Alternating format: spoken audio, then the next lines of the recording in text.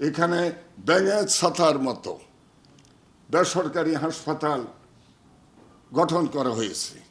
এখানে ব্যাঙের ছাতার মতো এই নগরের ভিতরে স্কুল কলেজ করে সেখানে একটা তীব্র যানজটের সৃষ্টি করেছে। চট্টগ্রাম উন্নয়ন কর্তৃপক্ষ থেকে 2008 সাল থেকে 2024 সাল পর্যন্ত যে ভবনের নকশা নেওয়া হয়েছে, এখানে যারা বসবাস করে তারা কিন্তু সেই নকশা অনুযায়ী কাজ করে নাই। প্রায় প্রতিটি ভবন নকশা বহির্ভূত কাজ করা হয়েছে। তাহলে করণীয় কি?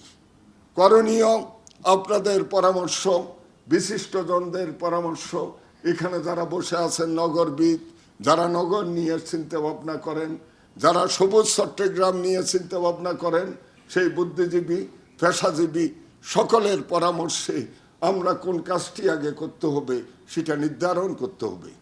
ইতিমধ্যে দীর্ঘ 40-45 বছর এই শহরের অলিতে গলিতে আমার চলার কারণে আমি নির্ধারণ করেছি, সেই জিওসির মোড় থেকে প্রবর্তকের মোড়, মেডিকেলের সামনে, কাতালগঞ্জ এবং মির্জাপুর পর্যন্ত এখানে অনেকগুলো হাসপাতাল এখানে তারা গঠন করেছে।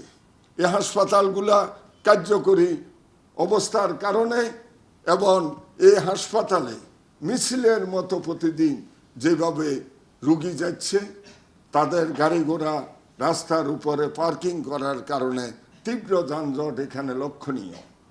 একইভাবে সট্টশ্বরীতে একটি গ্রামার স্কুল আছে, যেখানে শর্ত দেওয়া হয়েছে গাড়ি থাকতে হবে। তো গাড়ি থাকতে হবে, গাড়ির যারা মালিক তাদের ছেলেমেয়েরা ওই জায়গায় লেখাপড়া করে, তাদের একাধিক গাড়ি আছে কিন্তু কোনো পার্কিং নেই। একই অবস্থা আপনি যদি জামাল খানের এদিকে আসেন, আইডিয়াল স্কুলের কারণে বড় ধরনের একটা বিপর্যস্ত অবস্থায় থাকে। যারা ওই এলাকার বাসিন্দা, যারা ওইখানে রাস্তাঘাটে চলাফেরা করেন, রিক্সায় আসেন, ট্যাক্সিতে আসেন, টেম্পোতে আসেন, তাদের কিন্তু নীরব যেই বিপ্লব, তারা মেয়রকে গাল দেয়, তারা সিডিএস চেয়ারম্যানকে গাল দেয়, তারা যেহেতু কষ্ট পায় সরকারকেও গাল দেয় অনেক ক্ষেত্রে, কিন্তু অপরাধ কে করেছে, গাল কাকে শুনতে হয়। কাজেই আপনারা ইতিমধ্যে দেখেছেন আমরা অনেকগুলো হাসপাতালে অভিযান পরিচালনা করেছি। আমাদের দক্ষ ইঞ্জিনিয়ারিং টিম, আমাদের অথরাইজ অফিসাররা যেভাবে এই ভবনগুলোর অনুমোদন দিয়েছে, কোনো ভবনকে কিন্তু হাসপাতাল করার জন্য অনুমোদন দেওয়া হয় নাই।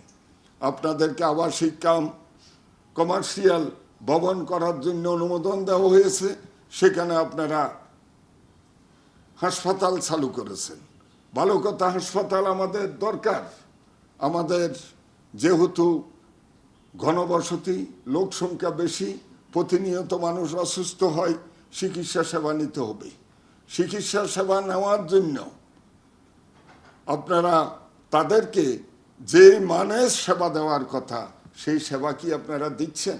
আমরা আপনারা সহ মালিক পক্ষের সাথে বৈঠক করেছি, তাদেরকে সময় নির্ধারণ করে দিয়েছি, আগামী 1 মাসের ভিতরে তারা পার্কিং ব্যবস্থা আমাদেরকে যদি দিতে ব্যর্থ হয়, তাহলে আমরা এরপরে কঠিন সিদ্ধান্ত নিতে বাধ্য হব।